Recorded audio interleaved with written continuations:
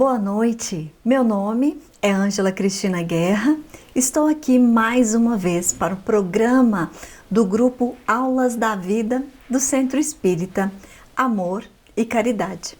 Neste mês de maio, o grupo Aulas da Vida está homenageando, evidentemente, que as mães, neste mês que é das mães. E o nosso tema do mês é os desafios de ser mãe. O tema do mês, bem desafiador. E o tema de hoje é mães de filhos rebeldes. Alguém aqui conhece algum caso?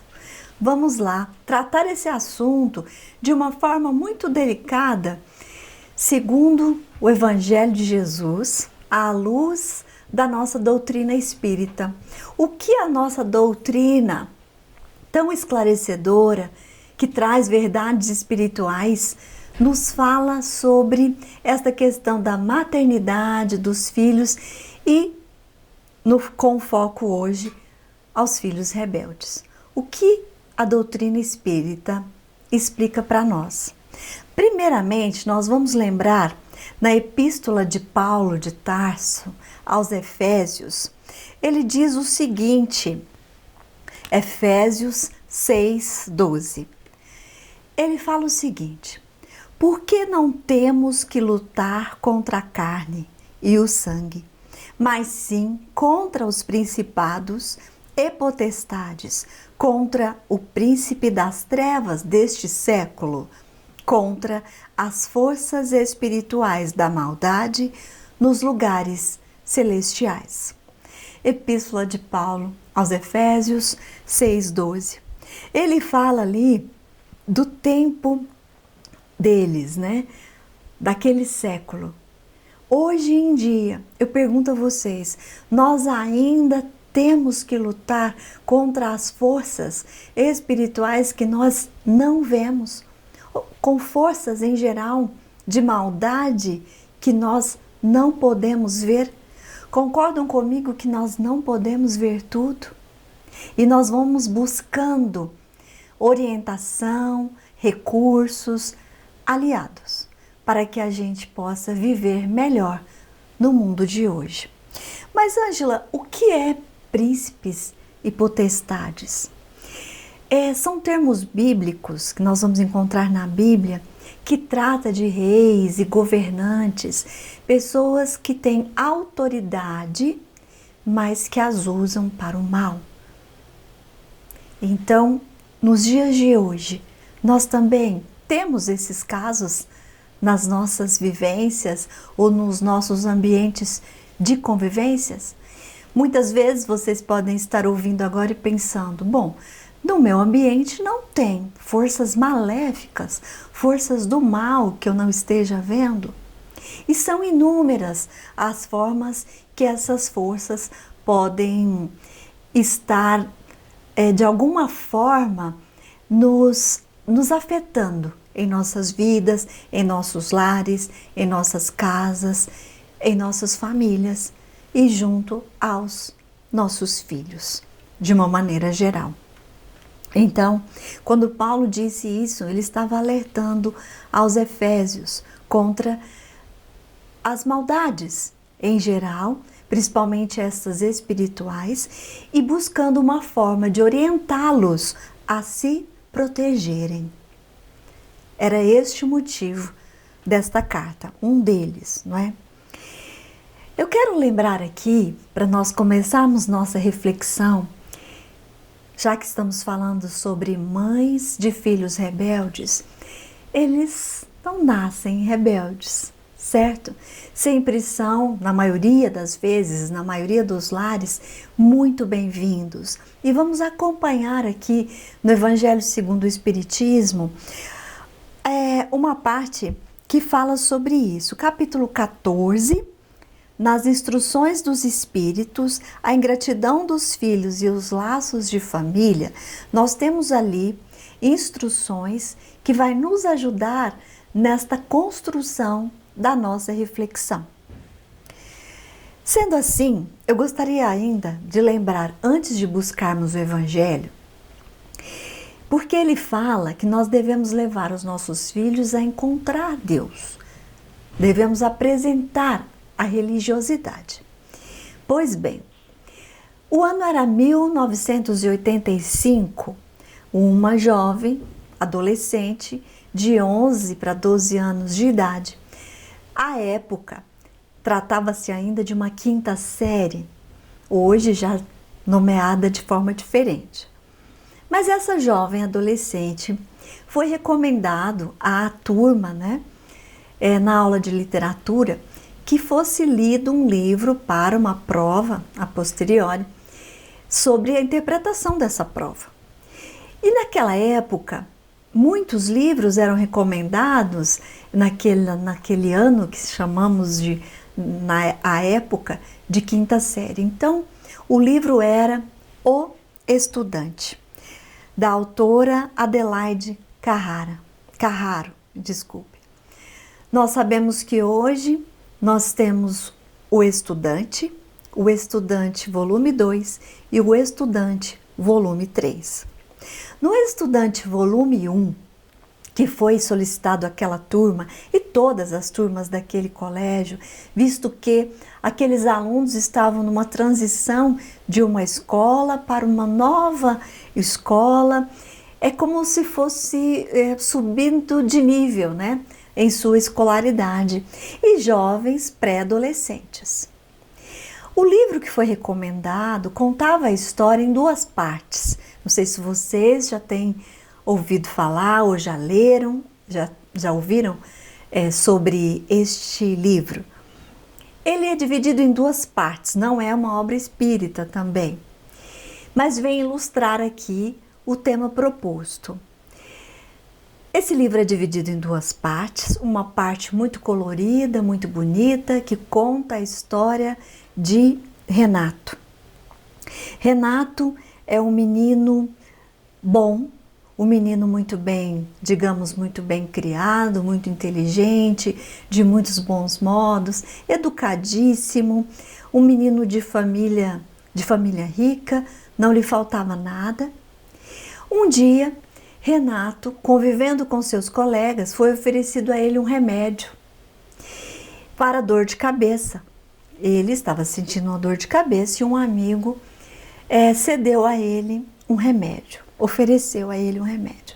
Acontece que aquele remédio que foi dado àquele menino, que era muito disciplinado, inteligente, ordeiro, bom filho, bom amigo, bom irmão. Ele tinha um irmão chamado Roberto. Tomou aquele remédio. Aquele remédio era uma droga que veio a fazer muito mal. E na sequência a história vai mudando e ele vai tendo essa necessidade de consumir aquela droga, entrando no vício. A segunda parte do livro é uma parte que vem todo ele em preto e branco, em cores preto e branco, porque a segunda parte traz a narrativa de um menino que tinha uma vida e que passa a viver de uma vida completamente desregrada como um viciado. E ele passa a ter atitudes de violência, inclusive dentro do seu lar, a quebrar, a vender as coisas e a maltratar inclusive sua mãe e seu pai. Num dia, numa atitude extrema, eu estou resumindo aqui, esse livro foi lido em 1985, numa cena drástica da história, numa parte drástica da história. Como é que termina o volume 1 desta história do estudante? O pai dele é obrigado, em um momento, para defender a sua esposa, a matar o seu próprio filho. Por que nós estamos contando esta história? Porque, à época, os jovens que leram aquele livro tiveram uma reação tão assustadora, e eu sou uma dessas pessoas, uma dessas adolescentes que leu o livro, que era uma cidade de uma cidade do interior, uma cidade pacata, onde nós não tínhamos conhecimento de nomes, de drogas, de nada disso. Mas os nossos pais sempre já nos alertavam. A leitura desse livro vem nos alertar sobre esse tipo de experiência, sobre esse lado da vida, sobre essas experiências que poderiam existir e nós deveríamos nos resguardar, nós deveríamos nos vigiar enquanto estivéssemos na ausência de nossos pais. Lembram? No começo da história eu disse que essa personagem tinha de 11 a 12 anos, a personagem que leu o livro. E foi uma história que marcou muito aquele novo período da pré-adolescência, adolescência, juventude. Muitos anos se passaram, décadas se passaram, e aquela história levada aos alunos, onde nós devemos também ver, né, que a escola, a família devem caminhar juntas para a educação, para a formação desses jovens, nos serviu como orientação do que nunca fazer, do que nunca aceitar, para que possíveis problemas, como aconteceu na vida de Renato, de Roberto e de seus pais, pudessem acontecer também. Alguém pode dizer assim, mas é uma história que transmitiu medo? Sim, também. Mas é uma história que transmitiu uma mensagem de vigilância, de cuidado, de como nós não queremos ser, do futuro que nós não queremos ter. Esta história serviu para isso, para nos tornarmos jovens mais vigilantes. Em o Evangelho segundo o Espiritismo, capítulo 14, quando ele vem tratar honrar pai e mãe, nós vamos ter aqui as instruções que eu já citei, que fala sobre a ingratidão dos filhos e os laços de família. E tem uma mensagem que eu considero muito importante que nós a conhecêssemos ou recordássemos agora juntos. É dito o seguinte: a ingratidão é um dos frutos mais imediatos do egoísmo, revolta sempre os corações honestos, mas a dos filhos com relação aos pais tem um caráter ainda mais odioso. É sob esse ponto de vista especialmente que vamos encará-la para analisar-lhe as causas e os efeitos. Aqui, por toda parte, o Espiritismo veio lançar luz sobre um dos problemas do coração da humanidade. Ora, estamos falando aqui de mãe de filhos rebeldes. Rebeldes, muitas vezes, são ingratos? Cremos que sim, muitas vezes. Porque todo aquele que é recebido, como eu disse, na maioria dos lares, é recebido com muito amor. Agora, aquele bebê que é recebido com imenso amor e carinho, ele tem vidas anteriores? Sim, todos nós temos. Nós somos espíritas, acreditamos, até você que talvez esteja nos acompanhando e que não seja espírita, mas simpatizante, crê na reencarnação. Então nós não estamos aqui pela primeira vez, nós já viemos inúmeras vezes. O Evangelho segundo o Espiritismo, nesta Instruções dos Espíritos, ainda nos diz o seguinte, que outra parte que acreditamos ser muito importante para as mães que estejam nos acompanhando ou familiares de mães que também têm visto esse tipo de situação, que vivem ou que assistem e que podem ajudar neste tipo de situação. Ele diz o seguinte: compreendei hoje o grande papel da humanidade. Compreendei que quando produzis um corpo, a alma que nele se encarna vem do espaço para progredir. Sabei vossos deveres e colocai todo o vosso amor em aproximar essa alma de Deus. Vejam, colocar todo esse amor em aproximar essa alma de Deus. É a missão que vos está confiada e da qual recebereis a recompensa, se a cumprirdes fielmente. Ele está falando com os pais e as mães. Vossos cuidados, a educação que lhe derdes, ajudarão no seu aperfeiçoamento e seu bem-estar futuro. Pensai que a cada pai e a cada mãe, Deus perguntará, que fizeste do filho confiado à vossa guarda? Se permaneceu atrasado por vossa falta, vosso castigo será de vê-lo entre os espíritos sofredores, ao passo que dependia de vós tê-lo feito feliz. Então, vós mesmos, atormentados de remorsos, pedirei para reparar vossa falta.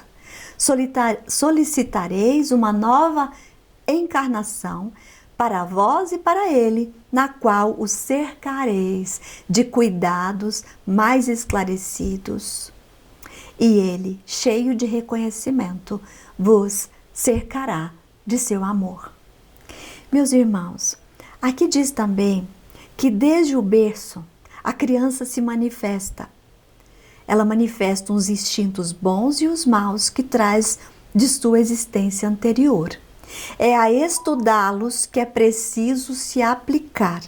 Estudar as tendências boas e as más tendências dos filhos, para colocar atenção. Todos os males têm seu princípio no egoísmo e no orgulho. Espreitai, pois, os menores sinais que revelem os germes desses vícios e empenhai-vos em combatê-los sem esperar que lancem raízes profundas. E ainda lembra mais ao final aqui do texto, Deus não faz a prova acima das forças daquele que a pede. E aí você que está me acompanhando pode pensar, mas eu faço tudo para o meu filho, eu fiz tudo desde o início e me mantive vigilante. E aí devemos entender também que no texto foi dito que esta não é a nossa primeira experiência e que nós podemos ter pedido para viver esta nova experiência, para ensinar o amor aos nossos filhos e para ensinar os nossos filhos a vencer as suas más inclinações, assim como nós devemos nos esforçar para fazer. Agora, o exemplo, como diz o provérbio árabe, o exemplo, ele arrasta. As palavras comovem, mas o exemplo arrasta. Qual tem sido o nosso exemplo? Pais, professores, recreadores? Com quem tem ficado a responsabilidade de acompanhar este filho, de acompanhar, de vigiar, de observar as suas tendências? Nós sabemos que o caráter é formado principalmente, olha, o período até 5 anos de idade, ele é de fundamental importância para a formação do caráter de uma pessoa. Quando um dos fatores principais é a presença e o cuidado dos pais. Vivemos uma época em que as crianças têm sido terceirizadas. E o acompanhamento, principalmente nessa fase do 0 aos 5 anos, e a presença dos pais é de suma importância. A soma das qualidades morais que vai lhe sendo ensinadas é tudo o que o Evangelho aqui acabou de nos lembrar, que nos será perguntado, nos terá cobrado. Pais, o que fizeram? Mães, o que fizeram dos filhos que lhe foram confiados? Então, eles são recebidos com muito amor e depois são terceirizados, entregues para terceiros cuidarem, educarem, orientarem para a vida, para esta vida. Quais são os exemplos que estamos dando? Estamos fazendo de tudo para acompanhar, na medida que nos é dentro dos nossos limites, né, das nossas possibilidades, pois há muitos que trabalham muito, mas no tempo que é possível estar junto, este tempo tem sido um tempo de qualidade, tem sido um tempo dedicado a esses espíritos que estão neste momento reencarnados nas nossas presenças e nas nossas responsabilidades. Mas aí você pode me dizer, tá bem, Ângela, mas eu fiz de tudo e eu tenho sim um filho muito rebelde. E daí nós vamos ver uma outra parte que é nos trazida também por Allan Kardec em O Livro dos Espíritos, quando ele pergunta à espiritualidade a questão 385. Ele faz a seguinte pergunta: de onde provém a mudança que se opera o caráter a uma certa idade e particularmente ao sair da adolescência? De onde provém essa mudança? E o espírito que se modifica, é o espírito que se modifica? Me desculpe, a pergunta é essa. É o espírito que se modifica? Depois que nós saímos da adolescência, por que nós mudamos tanto? E a espiritualidade responde a Allan Kardec dizendo o seguinte, eu vou aqui mais uma vez pedir a licença para ler, para não perder nada do que nos diz essa resposta. Aliás, uma resposta bastante longa que traz aqui 5 parágrafos. Eu vou resumir, vou ler o primeiro com vocês e depois eu peço gentilmente a quem tem o interesse de saber mais sobre de onde provém a mudança que se opera no caráter de todos nós a uma certa idade, particularmente ao sairmos da adolescência. É o espírito que muda? O que acontece? Então a espiritualidade responde, é o espírito que retoma sua natureza e se mostra como ele era. Não conheceis os segredos que escondem as crianças em sua inocência. Não sabeis o que são, o que foram e o que serão, e todavia as amais, as quereis, bem como se fossem uma parte de vós mesmos. A tal ponto que o amor de uma mãe por seus filhos é considerado o maior amor que um ser pode ter um para o outro ser. De onde vem essa doce afeição, essa terna benevolência que mesmo os estranhos experimentam para com uma criança? Vós sabeis. Vós sabeis. Esses espíritos nos foram confiados. Em algum momento nós os aceitamos e aceitamos também o desafio de ser mães desses filhos rebeldes. Fechando aqui essa resposta, os espíritos dizem o seguinte, que a infância tem ainda, esses dois eu farei questão de colocar aqui, porque traz muito bem a resposta para essa pergunta. A infância tem ainda uma outra utilidade. Os espíritos não entram na vida corporal senão para se aperfeiçoar, se melhorar. A fraqueza da pouca idade os torna flexíveis, acessíveis aos conselhos da experiência e daqueles que os devem fazer progredir. Os pais, nós os pais. Quando se pode reformar o seu caráter e reprimir-lhes as más inclinações.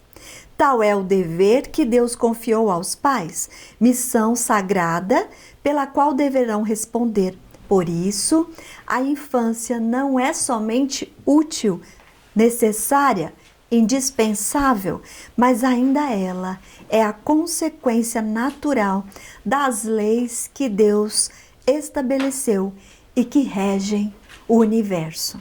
Então, é preciso passar pela infância para que sejam orientados e para que pais zelosos possam observar ali na primeira infância quais as suas tendências.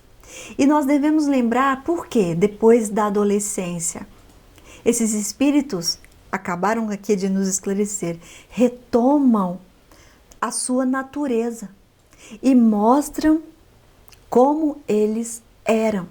E se conseguirmos de alguma forma trabalhar isso de maneira muito cautelosa, amorosa, durante os primeiros 5 anos da sua infância, e evidentemente que na sua sequência nós teremos novas pessoas. Nós teremos novas pessoas no sentido de ter sido muito bem orientadas, e quando forem mais afloradas as suas lembranças de que realmente o seu espírito detém de experiências para o bem ou para outros caminhos, nós já pudemos ter tido a oportunidade de ajudar a lapidar, de ser exemplo de posturas, de nobres virtudes, de honestidade, de tolerância, de respeito, de benevolência, de compaixão e tantas outras virtudes, de fé, de caridade, de amor, apresentando sim a todos esses espíritos que nos são confiados o reino de Deus, que já existe muito próximo a nós quando nós entendemos não só os 10 mandamentos ensinados, que nós acabamos de falar sobre honrar pai e mãe, que é um dos 10 mandamentos desde Moisés e que está na Bíblia, mas também faz parte deste capítulo do nosso Evangelho segundo o Espiritismo, honrar pai e mãe. Nos lembra aqui os laços de família. E porque temos filhos tão difíceis, rebeldes, que nos são desafiadoras muitas das situações, para que nós possamos exercitar a paciência, a compreensão, o respeito e o amor. E é muito difícil encontrarmos, é claro que mas uma mãe, é muito difícil encontrarmos uma mãe que desiste do seu filho. Particularmente, eu assisti a uma mãe que teve 4 filhos e que um deles deu muito trabalho, porque depois, entrando na adolescência, também conhecera amigos que o levaram para o caminho dos vícios, da droga, da bebida, e a mãe não desistiu desse filho. Ela passou por muitos momentos difíceis. O pai havia saído de casa. Passado muitos anos, depois de muita perseverança, depois de muita amorosidade, nunca tendo desistido deste filho, o filho hoje tornara-se um pregador do Evangelho de Jesus. É hoje de uma igreja evangélica, tem sua família formada, é uma pessoa respeitada, uma pessoa que colabora para o progresso da humanidade nos caminhos do Evangelho de Jesus. E em que ponto, ainda mais, Ângela, o Espiritismo pode ajudar as mães que têm filhos rebeldes? O que o Espiritismo pode fazer? Eu quero aqui trazer que no último capítulo de O Evangelho segundo o Espiritismo, capítulo 28, nós temos coletânea de preces espíritas. Importante lembrar que dentre essas coletâneas nós temos pedido de conselho, ação de graças por um favor. Nós temos várias preces aqui direcionadas para que nós possamos utilizar como bem quisermos. É claro que nós sabemos que as orações sentidas, saída espontânea de nosso coração, de todo o nosso sentimento, endereçadas aos benfeitores, a Jesus e a Deus, elas têm muito efeito. Mas se você, mãe, está num momento delicado, que não está sabendo nem mais como pedir ajuda, recorra à coletânea de preces aqui no último capítulo de O Evangelho segundo o Espiritismo. Olha, num perigo iminente, ante ato de submissão e de resignação, e várias outras preces, porque a oração, ela tem uma força que Chico Xavier nos dizia que se soubéssemos a força e o poder da oração, vivíamos orando. Porque ela nos conecta, ela é a ponte entre nós e o Pai e os benfeitores amigos. Então, para encerrar e agradecer aqui esta construção sobre mães de filhos rebeldes, sobre essa missão de ser mãe, tanto nos mundos de hoje quanto outrora. Nós temos esta orientação hoje para fechar aqui e para encerrar. Agradecendo mais uma vez, pedimos que Deus abençoe todos os lares, a todas as pessoas que estão nos acompanhando.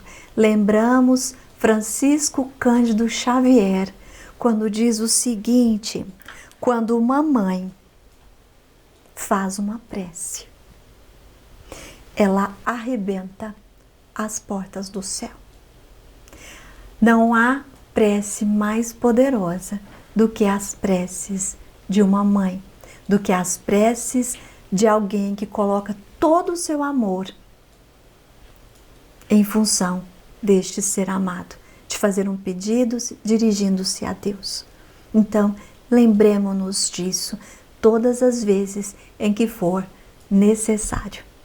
A sua missão, mãe, é uma missão linda, e não se esqueça de que você está assistida em todos os momentos por Deus, que é todo poder e bondade e misericórdia, e não dá fardos pesados para ombros fracos.